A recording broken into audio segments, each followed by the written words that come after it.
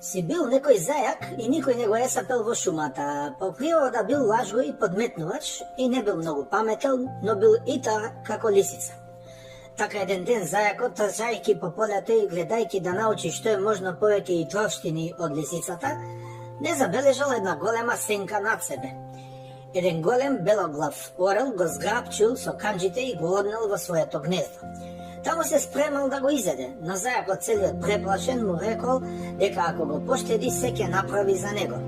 Орелот се насмеал и го запрашал зајакот што е тоа може еден зајак да направи за семоќниот орел, царот на небото. Па можам да те направам да бидеш цар на земјата, со тоа што јас ќе бидам твој измеќар. Орелот го погледал малиот сив зајак и самата глупост и дрскост на ова суштество го заинтригирала. Лавот е цар на земјата, како може јас да загосподарам наместо него? Преку